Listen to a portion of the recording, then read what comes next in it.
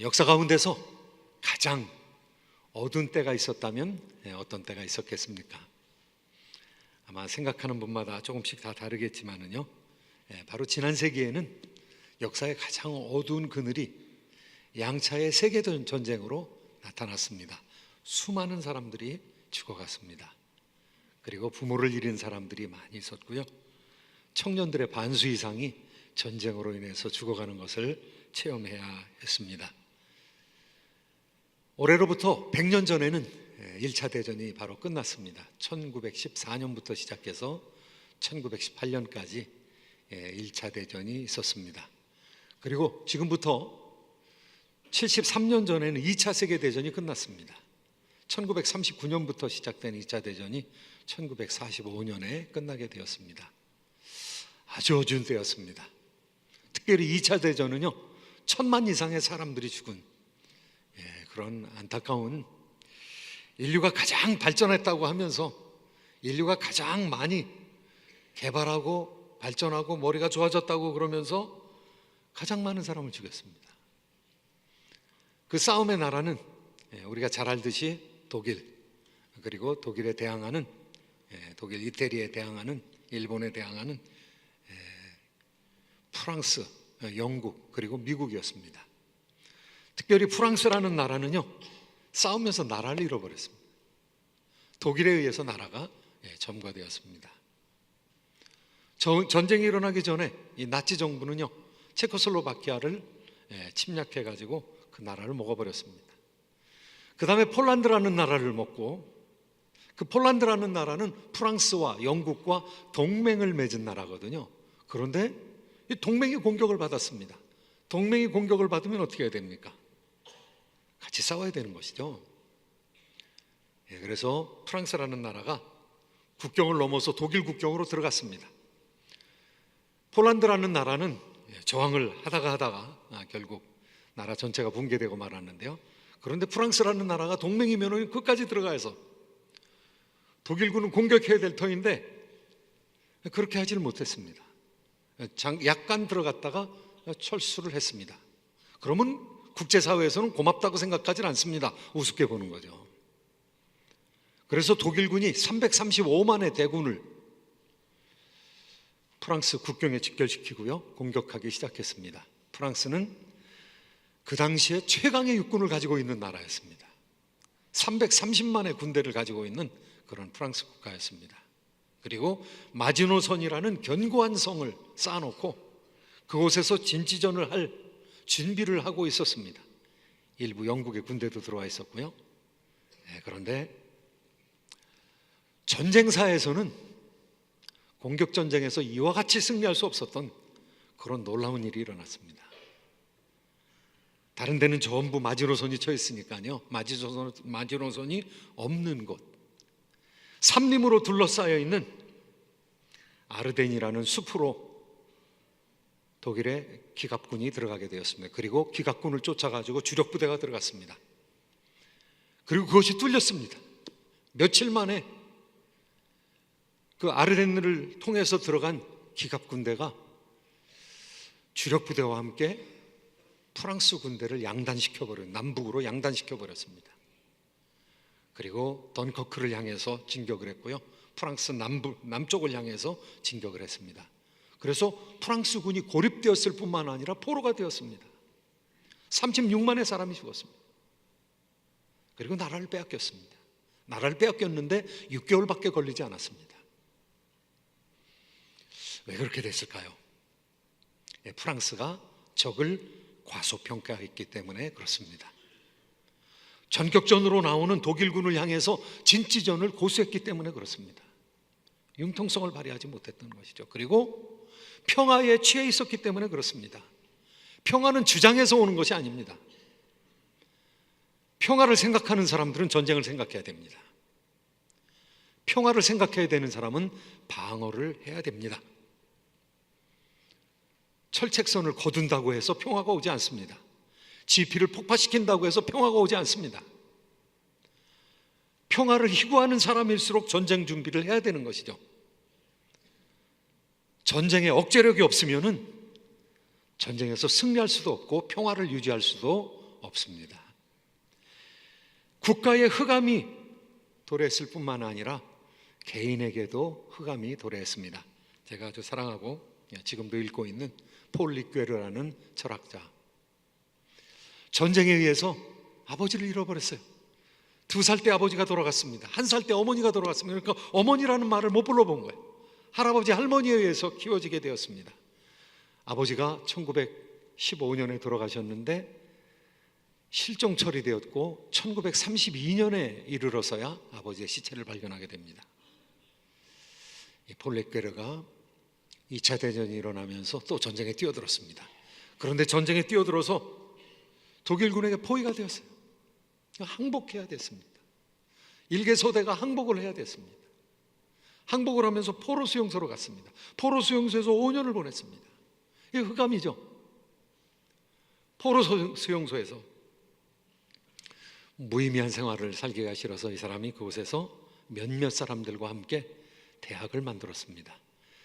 3,000명 내지 4,000명이 있는 그 포로 수용소에 대학을 만들고 학과를 개설하고 프로그램을 짜고 그리고 많은 사람들을 학생으로 모집해서 그 사람들을 가르치게 되었습니다.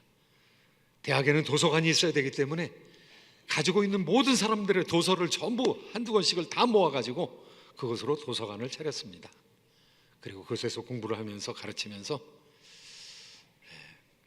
에드문드 후설이라는 사람의 그 독일 책을 종이가 없었기 때문에 책의 여백에다가 작은 글씨로 써가면서 번역을 했습니다. 전쟁이라는 것은 개인에게 뿐만이 아니라 민족에게, 국가에 흑암을 가져오는 것이죠. 오늘 이사야서에서 예언하고 있는 말씀, 앞으로 3주에 걸쳐서 이사야서 예언의 말씀을 통해서 예수 그리스도에 대한 우리가 그 예언을 통해서 가르침을 받게 될 터인데요, 가장 어려웠던 때, 이사야가 있었던 그 가운데서 가장 흑암의 때는 북쪽 이스라엘이 멸망한 때입니다. 처녀 이스라엘이 멸망되었습니다. 아시리아에 의해서 멸망되었습니다. 아시리아에 의해서 나라가 무너지면서 디글랏 빌레셀이라는 사람이 들어와서 사마리아에 친아시리아 정부를 세웠습니다. 괴뢰 정부를 세운 것이죠. 그리고 백성들을 토탄에 빠지게 했습니다. 가장 먼저 무너지는 곳은 변방이죠. 스불론과 납달리 지방, 이스라엘의 가장 북쪽이 먼저 무너지면서 가장 먼저 손상을 당한 곳입니다. 그러니까 그것은 흑암의 곳이죠. 어둠이 깔려 있는 곳이죠.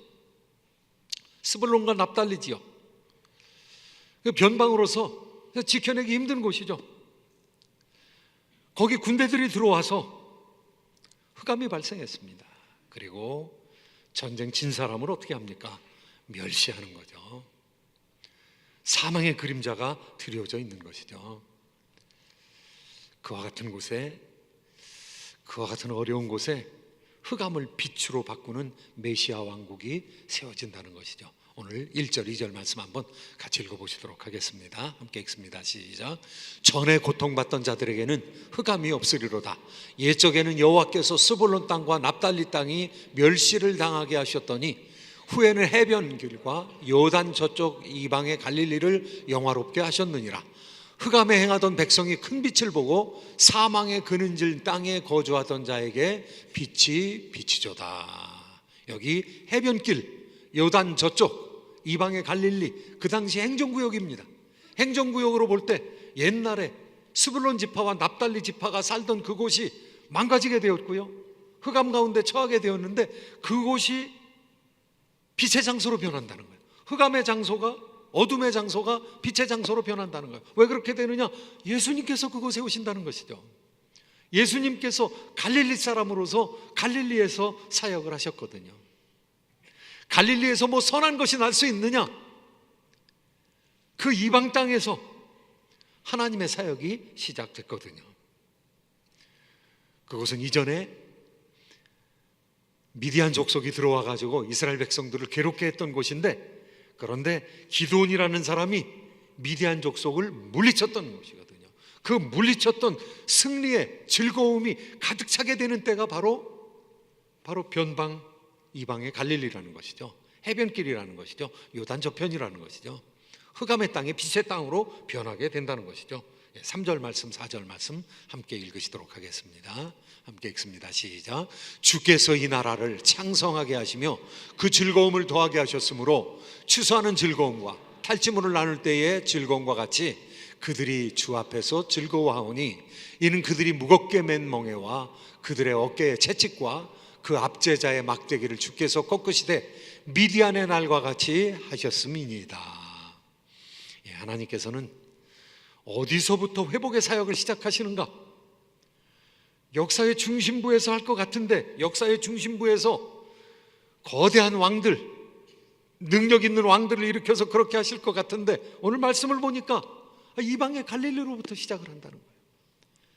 저 해변길부터 시작한다는 거예요. 변방으로부터 시작한다는 거예요. 하나님의 역사가 변방으로부터 시작이 된다는 거예요. 그런 차원에서 역사를 보면은요, 모세의 시대에도 마찬가지였습니다. 예수님 시대만 그런 것이 아니라 모세의 시대도 마찬가지였어요. 모세가 독립운동하고 싶었어요. 40세가 되어서 독립운동하기 위해서 이집트 관원들, 핍박하는 이집트 관원들을 쳐 죽였습니다. 그리고 백성들이 싸우는 것을 보고 하도 안 돼서 꼭 그렇게 싸워야 되겠느냐? 개입을 했더니 네가 또 우리도 때려 죽이려고 그러느냐? 소문이 다 퍼진 것을 알고 도망간 곳이 미디안 땅, 지금 아라비아 광야입니다. 그런데 미디안 땅에서 나이가 들게 되었습니다. 광야 생활을 40년 동안 하였습니다. 그런데 하나님께서 어디에 나타나셨는가? 백성들의 본체가 살아있는 애굽 땅에서 나타난 것이 아니라 하나님께서 미디안 호렙산에서 나타나신 것이죠. 떨기나무 불꽃 가운데서 나타나신 것이죠. 역사의 변두리에 있는 사람에게 나타난 것이죠. 40대에 나타나지 아니하시고 80세에 나타나게 된 것이죠. 모세는 사용 안 할 만한 사람을 고르라고, 나는 아니라고. 나는 나이도 벌써 80이고 40년 동안 언어도 다 잊어버렸고 이제는 열정도 없다고. 하나님, 다른 사람을 부르시옵소서. 그런데 하나님께서는 변방에 있는 모세를 부르셔서 중앙으로 인도하시는 것이죠. 나사렛에서 뭐 선한 것이 나올 수 있느냐? 하나님 변방에서 일을 시작하시는 것이죠. 흑암의 땅을 밝혀주시는 것이죠. 메시아 왕국이 변방에서 시작되는 것입니다. 우리의 역사를 생각해보면, 우리나라의 역사를 생각해보면 마찬가지입니다. 여러분이 지금은 역사의 중심 무대에 들어와 있지만은요, 우리가 20년 전에, 30년 전에, 50년 전에, 100년 전에 어떤 사람들이었습니까? 지금부터 70년 전에 세계에서 가장 가난한 나라였습니다. 그런데 하나님께서 변방에서 일을 시작하셨던 것이죠. 이 세계 강대국들이 있어도 그만 없어도 그만이라고 생각했던 그 나라에서 하나님께서 사역을 시작하신 것이죠. 그 나라에 선교사를 보내신 것이죠. 그 나라에 교회를 세운 것이죠. 그 나라가 지금 이 시간에 강대국이 되게 하신 것이죠. 그 나라 사람들이 세계에 공헌하는 사람들이 되게 만든 것이죠. 그 나라 사람들이 이 기독교 신앙에 의해서 세워진 이 미국을 빼놓고는 가장 많이 선교사를 세상에 보내면서 복음을 전하는 나라로 하나님께서 만드신 것이죠. 변방에 있는 나라, 그야말로 거린이 된 나라를, 그 민족을 하나님께서 들어 쓰셔서 하나님의 영광을 나타내고 있는 것이죠. 많은 개발도상국들이 벤치마킹하고 있는 나라가 대한민국인 것이죠. 미국이나 독일이나 영국이 아니라 우리같이 못 살았다가 두세 대 만에 단번에 선진국의 대열에 끼어든 대한민국을 생각하고 있는 것이죠. 사랑하는 성도 여러분, 지금 흑암 가운데 있습니까? 지금 어둠 가운데 있습니까? 우리 메시아 예수 그리스도께서는 당신의 왕국을 통해서 우리의 운명을 바꾸는, 우리의 어둠을 빛으로 바꾸는 놀라운 지도자인 줄로 믿으시기 바랍니다. 우리 예수님께서는 메시아 왕국을 통해서 어떤 일을 이루셨는가? 이 전쟁의 나라를 평화의 나라로 바꾸셨다는 것입니다. 오늘 말씀, 어떻게 예수님께서 평화의 나라로 바꾸시는가? 5절 6절 말씀 한번 같이 읽으시도록 하겠습니다. 시작. 싸우는 군인들이 신과 피 묻은 갑옷이 불에 섭같이 살라지리니 이는 한 아기가 우리에게 낳고 한 아들을 우리에게 주신 바 되었는데 그의 어깨에는 정사를 메었고 그의 이름은 기묘자라 모사라 전능하신 하나님이라 영존하시는 아버지라 평강의 왕이라 할 것임이라. 이 지도자는 중요한 것입니다. 어떤 지도자가 들어서느냐에 따라서 나라의 분위기가 바뀌는 것이죠. 누가 지도자인가? 오바마가 지도자인가? 트럼프가 지도자인가에 따라서 나라의 분위기가 바뀌는 것이죠. 지도자는 중요한 것입니다. 그런데 하나님께서 놀라운 지도력을 나타내시겠다는 것이죠. 한 아들을 보내시겠다는 것이죠. 어린아이를 보내시는데 그 어린아이가 이 가버먼트, 이 정부를 자기 어깨에 메었다는 것이죠. 정치하는 일을 자기 어깨에 메었다는 것이죠. 그 나라를 이끌고 나가는 그런 짐진자가 되었다는 것이죠. 누가 지도자인가 중요합니다. 이 세상 나라 가운데 놀랍게도 하나님이신 분이 오셔서 그리스도의 나라, 하나님의 나라를 시작하신다는 거죠. 새 나라를, 새로운 종류의 나라를 시작하신다는 것이죠. 그런데 그 이름이 중요합니다. 그 이름이 예언의 말씀인 것이죠. 그 임금이, 그 지도자가, 그 아이로 오신 분이 어떻게 이름이 불려지는가? 700년 전에 이사야가 예수 그리스도를 향해서 예언한 것입니다. 오늘 말씀 가운데 보니까요, 많은 이름이 나오는데요, 기묘라 모사라 그랬습니다. 한 6개 이름이 나오는데요, 제가 좀 붙여서 4가지 이름, 영어 성경에는 4가지로 표현이 되어 있는데요, 첫 번째 원더풀 카운슬러, 그 이름이 기묘자라 모사라. 이 기묘자는 천사가 나타나는데, 예수님이 나타나는데, 구약시대에 사람이 물어봅니다. 당신의 이름이 무엇입니까? 그러니까 어찌하여 내 이름을 묻느냐? 내 이름은 기묘니라 이렇게 얘기합니다. 내 이름은 비밀이다. 원더, 내 이름은 비밀이다 이렇게 말합니다. 그런데 바로 예수님이 기묘자라는 것이죠.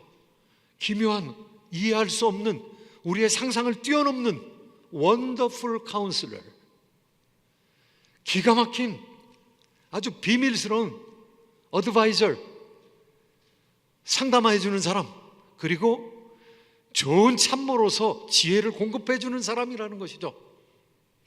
어떻게 예수님에게 이러한 이름을 붙였을까? 왕에게는요 2가지 필요한 것이, 꼭 필요한 것이 2가지 있습니다. 하나는 지혜이고 하나는 권능입니다. 그래서 우리가 하나님을 찬양할 때 지혜와 권능의 하나님이라고 얘기합니다. 지혜와 권능은 좀 대조적인 성격을 가졌습니다. 그런데 지혜만 있어도 문제고 권능만 있어도 문제입니다. 지혜만 있으면은요, 지혜 있는 사람을 사람들이 따르질 않습니다. 백성들은 옳다고 생각하면 안 됩니다. 백성들도 부패했습니다. 백성들도 죄인입니다. 그러니까 지혜스러운 사람을 따라갈 것 같은데 힘으로 이끌지 않으면 안 따라가는 거죠. 백성들이 타락해서 죄인이라 안 따라가는 것이죠. 그러니까 지혜만 가지고 있으면 우스꽝스럽습니다. 그리고 권능만 가지고 있으면 잘못하면 깡패 나라가 되는 거죠. 지혜가 없고 권능만, 힘만 있으면 깡패 나라가 되는 것이죠. 그러니까 왕에게 있어서 필요한 것은 지혜와 권능입니다. 옛날에는 왕이 지혜의 한계가 있으니까 사람들을 세웠습니다. 사람들을 세워서 참모를 세웠습니다. 지금은 법조인들을, 변호사나 법관들을 많이 고용을 해서 대통령이 지혜를 얻으려고 합니다. 옛날에는요 박사와 술객들이 있었습니다. 박사와 술객들이 그냥 무당이라고 생각하면 안 됩니다. 그 사람들이 그 당시에는 경전을 읽을 수 있는 사람들이었습니다. 경전을 읽을 수 있는 사람은 가장 먼저 개화된 사람들이 신관들이었습니다. 이 신관들은 경전을 읽어가지고 경전을 가르쳐야 되기 때문에 제일 먼저 문명에서 탈피한 사람들인 것이죠. 많은 정보를 얻을 수 있었던 사람들인 것이죠. 그러니까 왕의 옆에는 박사와 술객이 있었다는 것은 지금의 변호사와 교수들이 있었다는 얘기하고 똑같은 것이죠. 그런데 진짜 중요한 왕은 어떤 왕입니까? 아무리 많은 사람이 조언한다 할지라도 그 조언하는 것을 분별해서 정책 결정으로 집행하는 사람이 중요한 거죠. 그러니까 왕이 지혜가 없으면요 나라가 제대로 되질 않는 것입니다. 참모들의 생각을 분별할 수 있어야 되거든요. 이스라엘의 역사상 최고의 왕은 타락하기 전에 솔로몬입니다. 솔로몬은 지혜가 있었습니다. 하나님께서 주시는 지혜가 있었기 때문에 그 지혜로 재판을 했습니다. 사람들이 두려워했습니다. 왜냐하면 솔로몬의 지혜가 하늘로부터 온 것을 알았기 때문에 그렇습니다. 그것과 한편으로 솔로몬에게는 권능이 있었습니다. 능력이 있었습니다. 솔로몬이 통치하는데 백성들의 많은 힘을 이끌어낼 수 있을 정도의 충분한 권력이 있었던 것이죠. 그러니까 오늘 원더풀 카운슬러, 예수님이 왕이신데 예수님께서 제자들의 조언을 물론 받긴 하지만은 예수님께서 제자의 뜻을 따른 적은 거의 없습니다. 예수님 홀로 자신의 삶을 계획하셨고, 자신의 사역을 계획하셨고, 교회를 계획하셨고, 그리고 십자가를 계획하셨고, 십자가 이후에 어떤 부활의 삶이 있을 거라는 것을 예언하셨고, 그리고 성령께서 오실 것이라는 예수님께서 지혜자가 되셔서 예수님 스스로 아셨고, 그리고 예수님은 하나님을 통해서 안 그 모든 지식을 사용하셔서 나라를 세우셨던 것이죠. 교회를 세우셨던 것이죠. 예수님께서 권능이 있었냐고요? 예수님 권능이 계셨습니다. 예수님께서 십자가에 못 박히지 않을 수도 있습니다. 강력한 권능을 가지고 계심에도 다 쓰지 않았던 것이죠. 제자들이 싸우려고 할 때 내가 능력이 없는 줄로 아느냐? 지금도 12영이 더 되는 천사를 불러서 내가 이 자리를 벗어날 수 없는 줄로 아느냐? 만약에 그렇게 된다면 나를 통해서 이루어지기를 예언한 수많은 예언들이 어떻게 이루어질 수 있느냐? 예수님께서는 십자가의 길로 가시면서 능력이 없어서 가신 것이 아니라 그곳이 하나님의 백성들을 구하는 길이었기 때문에 그걸로 들어가는 것이죠. 그래서 예수님의 이름이 첫 번째는 원더풀 카운슬러, 이 놀라운 모사라는 것이죠. 두 번째는 전능의 하나님이라는 것이죠. 마이리가 하나님께서 권능을 가지신 분이시라는 거죠. 세 번째는요, 영존하시는 아버지, 아비아드 그랬습니다. 아비 하면 아버지라는 뜻이죠. 아드 하면은 영원한 그런 뜻입니다. 영원하신 아버지. 이 문제가 무엇입니까? 이 좋은 왕들이 통치하는데 좋은 왕들의 통치가 이게 끝난다는 게 문제죠. 세종대왕이 통치하다 돌아가신다는 게 문제죠. 정조대왕 같은 사람이 통치하다가 죽는다는 것이, 요절한다는 것이 문제인 것이죠. 정조대왕은요, 크리스천, 가톨릭 신자들을 썼던 분이십니다. 그 사람들이 서양 학문을 받아들이면서 아주 탁월한 학문들을 받아서 이 나라를 개혁시켜 나가는데 기독교인들이 혁혁한 일을 했거든요. 그 사람들 썼습니다. 공평하게 썼습니다. 그런데 정조대왕이 죽고 나서 순조가 들어서고 나면서 기독교인들 다 몰려나갑니다. 죽고 귀양 가게 됩니다. 그 가운데 정약용 선생 같은 사람도 강진에 17년이나 귀향을 가게 됩니다. 그 엄청난 지식을 가지고 있는 사람을 밖으로 돌리는 것이죠. 이 나라 왕조의 문제가 무엇입니까? 끝난다는 게 문제죠. 빨리 끝난다는 게 문제죠. 왕이 돌아가신다는 것이 문제죠. 그런데 예수님은 어떠한 분이십니까? 영존하시는 아버지. 예수님의 통치가 끝나지 않는다는 것입니다. 예수 그리스도께서 십자가에 못 박히셨다가 부활하셨습니다. 그리고 승천하셨습니다. 그리고 지금도 하나님의 보좌에 하나님 아버지와 함께 앉아서 같이 통치하시는 살아계신 예수님이신 줄로 믿으시기 바랍니다. 그 예수님이 성령을 보내주심으로 말미암아 우리와 함께 하시는 하나님이신 줄로 믿습니다.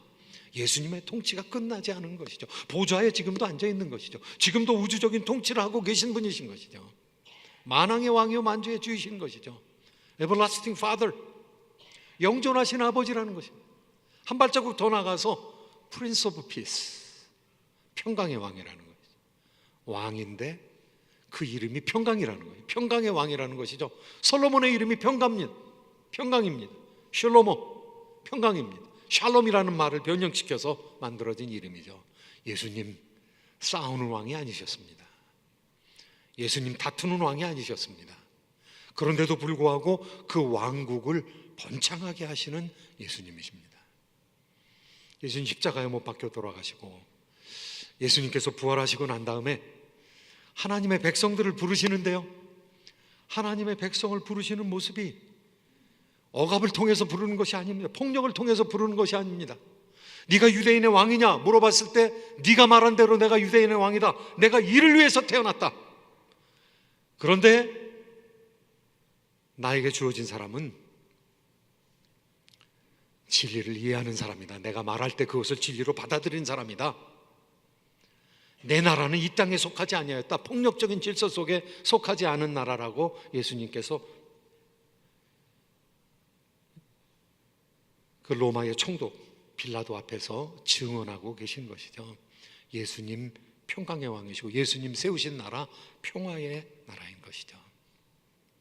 예수님께서 이 나라를 세우시고 이 나라가 지금 확장돼 나가고 있습니다.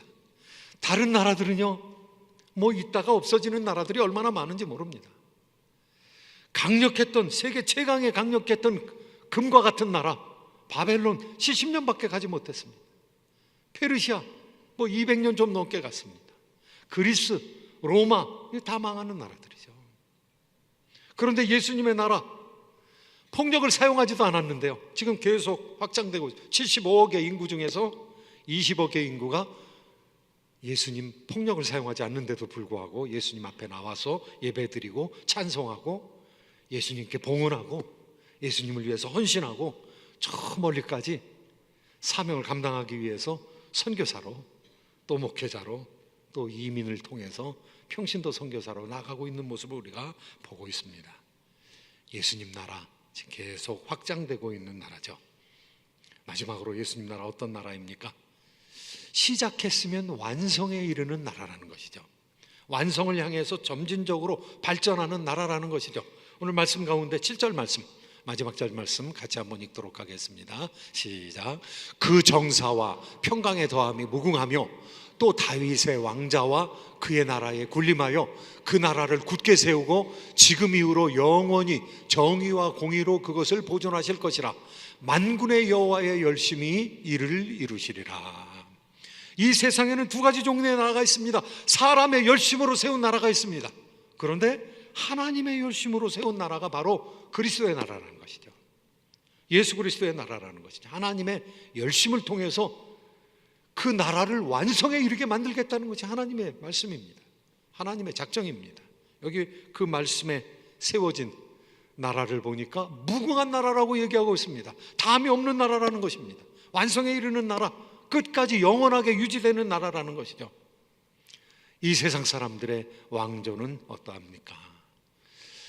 처음에 시작할 때는요, 아주 좋은 생각을 가지고 시작합니다. 아주 신선한 생각을 가지고 시작합니다. 그런데 끝에 보면은요, 용두삼인 거죠. 용두삼이. 많은 나라들이 200년이 제대로 못 가는 것이죠. 제국들이 200년 통치가 힘든 것이죠.